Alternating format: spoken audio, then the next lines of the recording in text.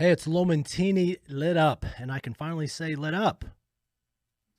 It's been 5 weeks up and down roller coaster, and most of it's been straight down. And that last podcast that I put out there it was like a Debbie Downer. It was like, hey, do I want to do this or do I want to do that? But it was a process. It was where I was at. And that's one of the things that a lot of the people that have responded to these podcasts have said, hey, man, just tell your part of the journey. Where are you in the process of surviving suicide and all the crap in between? Surviving suicide and all the crap in between. And it's all the crap in between that I've been dealing with. And it's the up and down and the emotions and going through the process of where you are, how you feel, and the loss that you've been through. It's not an easy process. It really isn't. And so that last podcast, I wanted to come back out and say, guys, you know what? I've decided I'm still here. As much as I have tried the opposite, I just truly believe that God has a path for me. And I don't know if it's to get my message out there, to help others not follow the same path that I have followed, but to correct whatever it is that I need to correct and to move on and be a better person, be a better Christian, be a better follower of Jesus. And it's interesting. Our church came out with this theme this month called Rescue, and about what we need to be rescued from.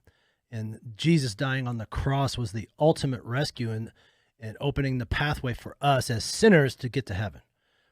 And it is amazing because part of the rescue, it's one thing to go rescue somebody, but then let's say that person has that same issue again and you're like, I'm rescuing you again? So part of that process of the rescue, our issue is I need to figure out, okay, I need to be redeemed. And I also need to repent and find out, why am I doing this? So it never happens again. And what had happened, if you've been following the podcast with me, you already know what this is all about. And it's about what had happened back in late January with my wife. And something that has never, ever happened before, ever in my life. Yet, I don't have a wife now, and she has left me. So that loss was something that was just very dramatic for me. It's like this massive void. It's not like I can go out and go grab another wife and have that same situation. 5 years, 4 years married. The void is there, and it's gone. So you don't have it anymore. Trying to process it. And I'm telling you, it is not the easiest thing to ever go through, especially when you loved it as much as I did. So you go through shock, you go through isolation, you go through hotel rooms, and you start figuring out, how can I just end my life? It's a dark process. So you get through it and you try to focus on how to move on to the next day. And that's why I love the church so much, because it's God is speaking to you. He's like, hey man, you need a rescue. But I didn't see that at that time. I had people talking to me. I had people, hey man, it's okay. You'll figure it out. It's going to be all right. Get through the process. None of that comes through and registers to you when you're that low in life. But somehow you survive. Somehow you get through it. That last podcast I put, I was there teetering still, saying, which way do I want to go?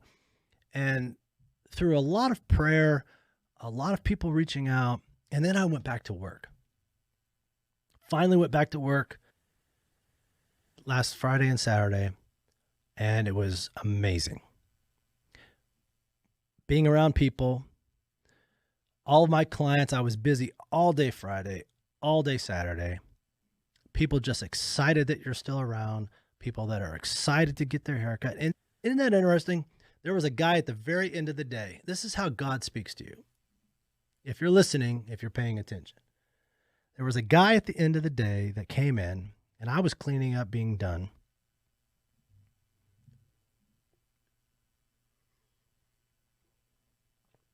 And I said, "Are you here for an appointment or are you just a walk-in? What's going on?" He says, "I'm here just to get my hair fixed." And you don't hear that often. "I'm just here to get my hair fixed." And I'm like looking at his haircut. I'm like, whoa, it's pretty messed up.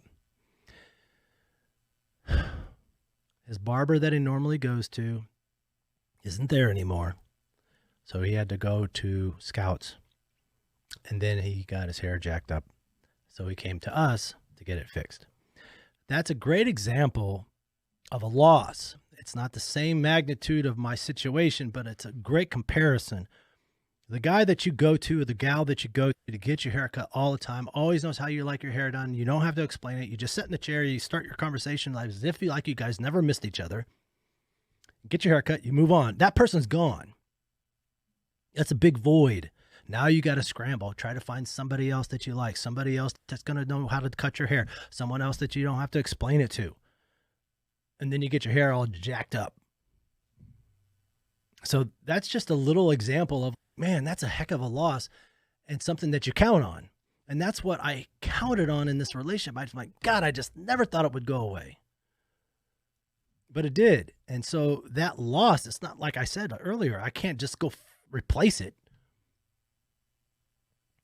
So you got to deal with it, deal with the aftermath, deal with the wreckage. And the phrase says God will wreck your plan to save your life. And it's hard to understand that. It is hard to jump into that leap of faith. It is hard to just surrender. And that's where a lot of the problems come from, because you're not surrendered. You're not repentive. You're not in redemption because you're trying to control the narrative. You cannot control God's narrative. Period. So that's where I'm at. Tomorrow, I got to go and face the music. So hopefully I will continue these podcasts and continue to let you know where I'm at on my process, continue to let me know where I'm at on the legal situation and my spiritual situation, and continue to rock and roll and get through this together. And remember, if you're feeling bad, if you need someone to talk to, reach out to me here.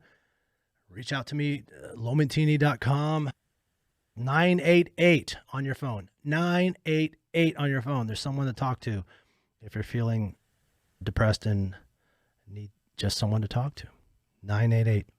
Guys, it's going to be great. We are going to get through this. I am going to get through this, and I'm excited to share it with you.